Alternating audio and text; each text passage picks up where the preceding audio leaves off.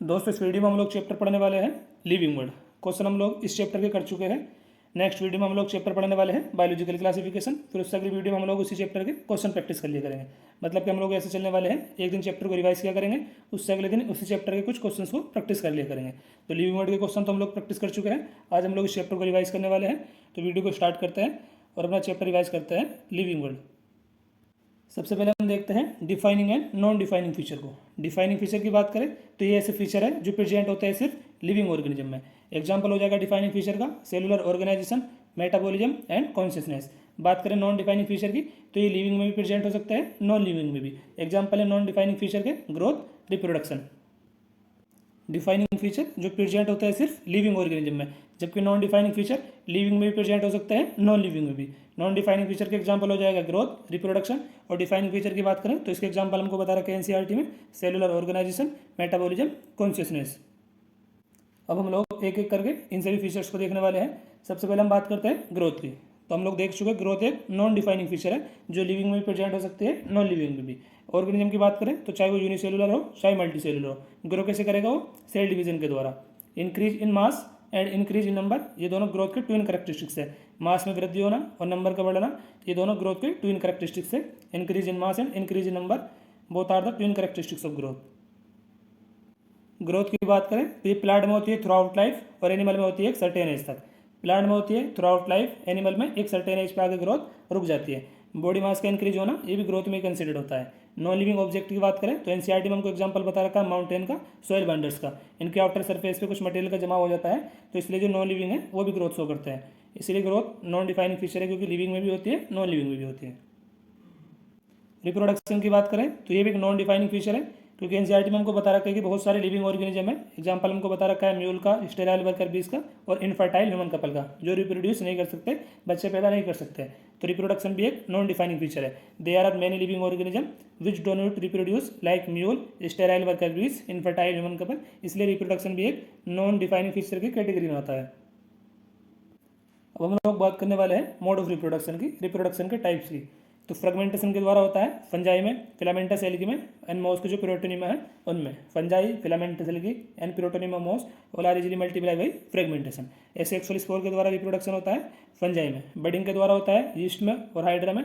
और planaria show करता है ट्रू रीजनरेशन को। तो ये मोड ऑफ रिप्रोडक्शन है जो आप लोगों को ध्यान होना चाहिए, क्वेश्चन बन सकता है। फ्रेगमेंटेशन के द्वारा होता है फंजाई में, फिलामेंटस एल्गी में एंड प्रोटोनिमा ऑफ मोस में, जो मोस के प्रोटोनिमा है। बडिंग के द्वारा होता है यीस्ट में और हाइड्रा में। एसेक्सुअल स्पोर के द्वारा होता है फंजाई में और रीजनरेशन के द्वारा होता है प्लेनेरिया में। इसकी कोई बॉडी का पार्ट कट जाए तो अपने आप रीजनरेट हो जाता है। मेटाबॉलिज्म की बात करें तो बॉडी में होने वाले जो केमिकल रिएक्शन है उनके योग को बोला जाता है metabolism. The sum total of all chemical reaction occurring in our body is known as the metabolism. Cellular organisation, metabolism और कॉन्शियसनेस, ये सारे के सारे डिफाइनिंग फीचर है लिविंग ऑर्गेनिज्म के। नॉन लिविंग में मेटाबॉलिज्म नहीं होता।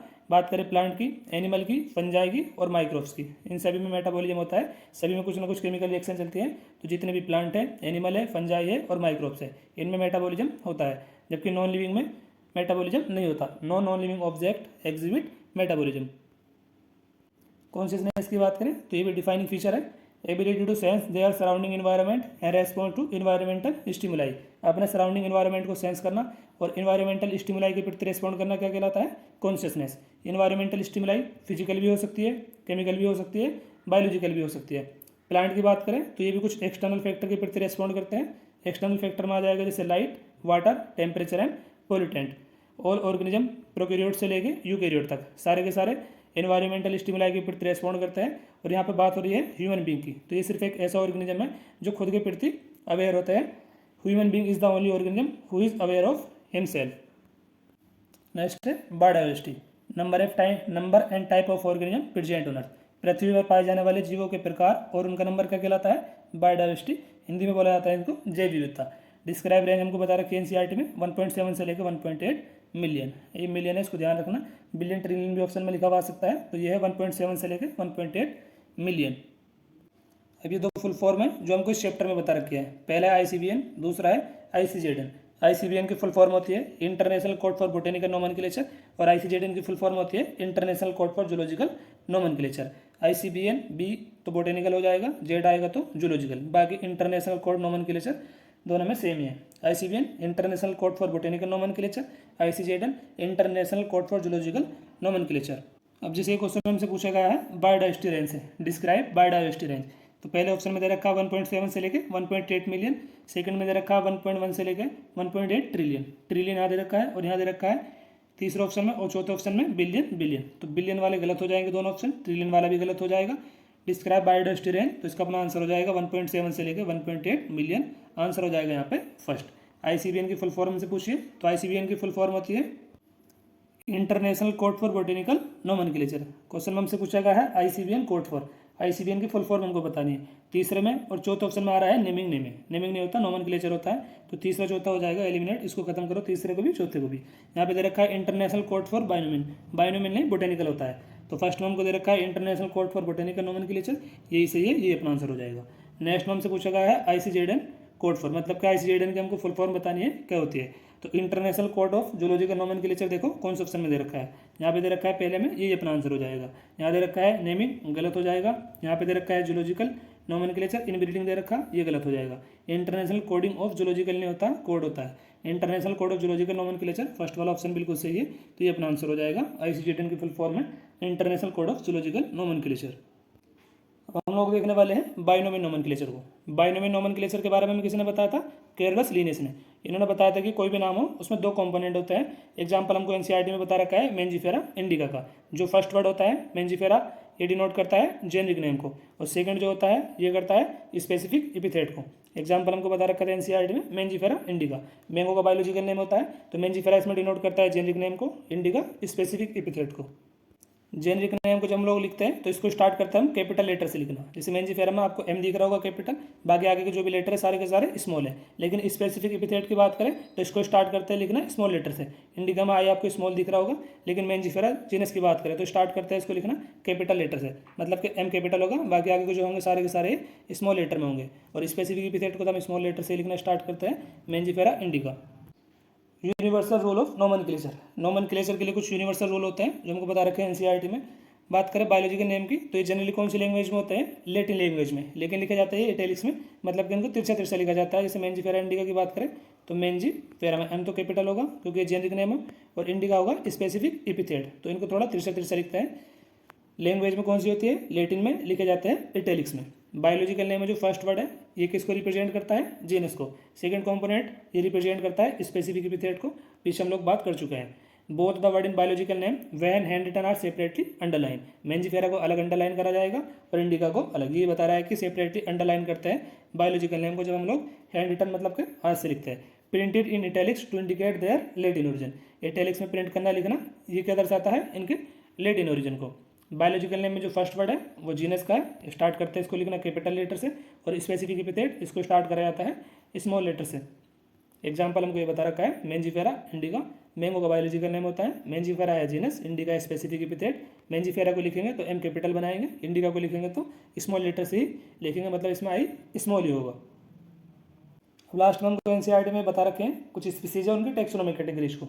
यहाँ पे देखो सोलेनम नाइग्रम, ये बायोलॉजिकल नेम होता है मकोई का। पोटैटो का होता है सोलेनम ट्यूबेरोसम, ब्रिंजल का होता है सोलेनम मेलोंजिना, और मैंगो का बायोलॉजिकल नेम होता है मेंजिफेरा इंडिका। तो सोलेनम यहाँ पे जीनस है, इंडिका है स्पीसीज, सोलेनम जीनस है, ट्यूबेरोसम स्पीसीज है। ऐसे यहाँ पे जीनस हो जाएगा, ये स्पीसीज है, मेंजिफेरा जेनेरिक नेम है, ये हो जाएगा स्पेसिफिक एपिथेट स्पीसीज। तो बात करें नाइग्राम की, ट्यूबेरोसम की और मेलोंजिना की, ये सारी की सारी स्पीसीज है, ये कौन सी जीनस को बिलोंग करती है, जीनस सोलेनम को। ऐसे मेंजिफेरा इंडिका में जो मेंजिफेरा है ये जेनेरिक नेम है जीनस, और इंडिका है स्पेसिफिक एपिथेट। हम बात करें जीनस सोलेनम की, पिटूनिया की, धतूरा की, तो ये कौन सी फैमिली को बिलोंग करते हैं, सारे के सारे फैमिली सोलेनेसी को। और मैंगो की फैमिली है एनाकार्डियेसी। फैमिली की बात करें तो सोलेनेसी एंड कॉन्वोलेसी ये बिलोंग करती है ऑर्डर पोनीमोलियल्स को। एनाकार्डियेसी मैंगो की फैमिली है, ऑर्डर है इसका सेपिंडेल्स। पोलीमोनियल्स ऑर्डर और सेपिंडेल्स ये कौन सी क्लास को बिलोंग करते हैं, डाइकोटिलिडन को। क्लास डाइकोटिलिडन और मोनोकोटिलिडन ये कौन से फाइलम आती है, फाइलम एंजियोस्पर्म में, और फाइलम एंजियोस्पर्म और जिम्नोस्पर्म ये कौन से किंगडम में आते हैं, किंगडम प्लांटी में।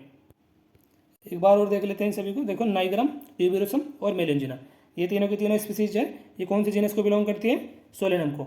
सोलेनम, पिटूनिया और धतूरा ये कौन सी फैमिली में आते हैं, तीनों की तीनों जीनस फैमिली सोलेनेसी में। मेंजिफेरा ये जीनस हो जाएगा मैंगो का, जीनस सोलेनम, पिटूनिया, धतूरा, ये सारे के सारे बिलोंग करते हैं फैमिली सोलेनेसी को। सोलेनेसी, कॉन्वोलेसी, ऑर्डर पॉलीमोलियल्स को। मैंगो की फैमिली एनाकार्डियेसी, ऑर्डर सेपेंडियल्स, पॉलीमोनियल्स और सेपेंडियल्स, ये बिलोंग करते हैं क्लास डाइकोटिलिडन को। डाइकोट मोनोकोट दोनों जो क्लास है डाइकोटिलिडन मोनोकोटिलिडन, ये कौन से फाइलम को बिलोंग करती है? एंजियोस्पर्म को। एंजियोस्पर्म जिम्नोस्पर्म बिलोंग करते हैं किंगडम प्लांटी को। अब ऐसे हम लोग बात करें एनिमल की, तो लायन का बायोलॉजिकल नेम होता है पैंथेरा लियो, टाइगर का होता है पैंथेरा टिग्रिस, लेपर्ड का होता है पैंथेरा पार्डस। तो लियो, टिग्रिस और ये पार्डस जो है ये कौन से जीनस को बिलोंग करते हैं? पैंथेरा जीनस को। कैट का जीनस है फेलिस और डॉग का है कैनिस। पैंथेरा और फेलिस कौन सी फैमिली को बिलोंग करते हैं? फेलिडी को। फैमिली फेलिडी और कैनिडी, ये फैमिली है डॉग की जो कैनिडी है। फेलिडी कैनिडी कौन से ऑर्डर को बिलोंग करती है? ऑर्डर कार्निवोरा को। कार्निवोर और जो प्राइमेट होते हैं ये बिलोंग करते हैं क्लास मेमेलिया को। मेमेलिया और फिशिस, एम्फीबियन, रेप्टाइल्स और बर्ड्स, ये सारे के सारे बिलोंग करते हैं फाइलम कोर्डेटा को। जितने भी कोर्डेट है और नॉन कोर्डेट है ये सारे के सारे बिलोंग करते हैं किंगडम एनिमेलिया को। अब यहाँ पर हमको बता रखा है टेक्सोनोमिक कैटेगरीज का असेंडिंग ऑर्डर। नीट 2022 में इसी ऑर्डर से क्वेश्चन पूछा गया है और उससे पहले भी कई बार इसी ऑर्डर को उठा के क्वेश्चन बना दिया गया है, तो ये आप लोग ध्यान रखोगे। पहले स्पीसीज, उसके बाद है जीनस, फैमिली, फिर ऑर्डर, फिर क्लास, फाइलम और डिवीजन और लास्ट में है किंगडम। नीट 2022 में भी क्वेश्चन पूछा गया है और उससे पहले भी कई बार मतलब इन टेक्सोनोमिक कैटेगरीज को उठा के क्वेश्चन बना दिया गया है। तो इसी ऑर्डर में आप लोगों को ध्यान रखना है, असेंडिंग ऑर्डर में। स्पीसीज है, उसके बाद है जीनस, उसके बाद है family, order, class, phylum used for classification of animal and division used for classification of plant. Plant के क्लासिफिकेशन के लिए यूज होता है डिवीजन और एनिमल के लिए होता है फाइलम और लास्ट में है किंगडम। तो ये ऑर्डर जो है असेंडिंग ऑर्डर है, इधर से चलेंगे तो डिसेंडिंग हो जाएगा। कोई से भी एक तरीके से आप लोग याद रख लो, चाहे इधर से याद कर लो असेंडिंग ऑर्डर में, चाहे कर लो डिसेंडिंग ऑर्डर में, मतलब कि याद इसी पैटर्न में करना है। Species, genus, family, order, class, phylum और डिवीजन और लास्ट में है किंगडम। लास्ट में हमको एक टेबल बता रखी है, इस टेबल से क्वेश्चन पूछा गया है 2021 में, 2016 में। टेबल से बहुत बार क्वेश्चन पूछे जाते हैं। चैप्टर बायोमोलिक्यूल में भी हमको टेबल बता रखी है। नेक्स्ट मतलब ये जो टेबल है सभी चैप्टर्स की आप लोग अच्छे से तैयार करके जाना, जितने भी चैप्टर है। बहुत बार प्रीवियस ईयर में यहाँ से क्वेश्चन पूछा गया है। नेक्स्ट किसी वीडियो में मैं आप लोगों को सभी चैप्टर्स की टेबल एक ही वीडियो में कंप्लीट करा दूंगा आने वाले टाइम में। इस टेबल में हमको बता रखा है, यहाँ पे कॉमन नेम बता रखा है, यहाँ पे बायोलॉजिकल नेम है और आगे को बता रखा है टेक्सोनोमिक कैटेगरीज को।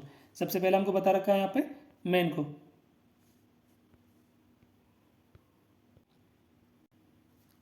मेन का बायोलॉजिकल नेम है होमो सेपियंस। होमो इसमें जीनस है, सेपियंस है स्पीसीज, फैमिली है होमिनिडी, ऑर्डर है मेन का प्राइमेटा, क्लास की बात करें तो क्लास है मेमेलिया और फाइलम की बात करें तो फाइलम है कॉर्डेटा। क्लास है मेमेलिया, फाइलम है कॉर्डेटा। ऐसी बात करें हाउस फ्लाई की तो बायोलॉजिकल नेम है मस्का डोमेस्टिका, मस्का है जीनस, डोमेस्टिका है स्पीसीज, फैमिली है मस्किडी, ऑर्डर है डिप्टेरा, क्लास है इंसेक्टा और फाइलम है आर्थ्रोपोडा। ऐसी बात करें मैंगो की तो मैंगो का बायोलॉजिकल नेम होता है मैंजीफेरा इंडिका, जीनस है मैंजीफेरा, फैमिली है एनाकार्डियेसी, जीनस है मैंजीफेरा इंडिका है स्पीसीज, फैमिली है एनाकार्डियेसी, ऑर्डर है सेपेंडियल्स, क्लास है डाइकोटिलिडन एंड फाइलम डिवीजन है एंजियोस्पर्म। वीट की बात करें तो वीट का बायोलॉजिकल नेम है ट्रिटिकम एस्टाइवम, ट्रिटिकम है जीनस, एस्टाइवम है स्पीसीज, फैमिली है पोएसी, ऑर्डर है पोएल्स, क्लास है मोनोकोटिलिडन एंड डिवीजन हो जाएगा यहाँ पर एंजियोस्पर्म। ये क्वेश्चन पूछा गया देखो टेक्सोनोमिक कैटेगरीज से 2022 में। In the taxonomic categories which hierarchical arrangement in ascending order is the correct in case of animal. Ascending नहीं, यहाँ पाएगा डिसेंडिंग, क्योंकि सारे के सारे हमको बता रखे हैं किंगडम से। डिसेंडिंग ऑर्डर है, यहाँ पे क्वेश्चन में असेंडिंग लिख के रखा है तो इसको सही कर लेना, यहाँ पाएगा डिसेंडिंग। तो यहाँ पे हमको ऑर्डर बताना है कौन सा होगा। तो मैंने आपको बताया था kingdom, phylum, class, order, family, genus, species. Answer हो जाएगा यहाँ पे सेकंड वाला। ये बता रखा है यहाँ पे किंगडम, उसके बाद है phylum, class, order, family, genus, species. ऐसे चल रहा है ना, तो इसको बोलते हैं डिसेंडिंग ऑर्डर। इधर से चलेंगे तो इसको बोलेंगे असेंडिंग ऑर्डर और इधर से चलेंगे तो इसको बोलेंगे डिसेंडिंग ऑर्डर। तो यहाँ पे हमको बताना है डिसेंडिंग ऑर्डर, तो अपना आंसर हो जाएगा kingdom, phylum, class, order, family, genus, species. Second से हो जाएगा। अब नेक्स्ट क्वेश्चन हमसे पूछा गया है टेबल से। नीट 2021 में हमसे क्वेश्चन पूछा गया है। क्वेश्चन में पूछा गया है which one of the following belong to the family Muscidae. Family Muscidae को कौन बिलोंग करता है? ग्रास ऊपर, कॉकरोच, फायर फ्लाई या फिर हाउस फ्लाई। हाउस फ्लाई का बायोलॉजिकल नेम क्या था? मस्का डोमेस्टिका, जीनस था मस्का, स्पीसीज थी डोमेस्टिका, फैमिली थी मस्किडी, ऑर्डर था डिप्टेरा, क्लास थी इंसेक्टा, फाइलम आर्थ्रोपोडा। तो अपना आंसर क्या हो जाएगा यहाँ पे? House fly.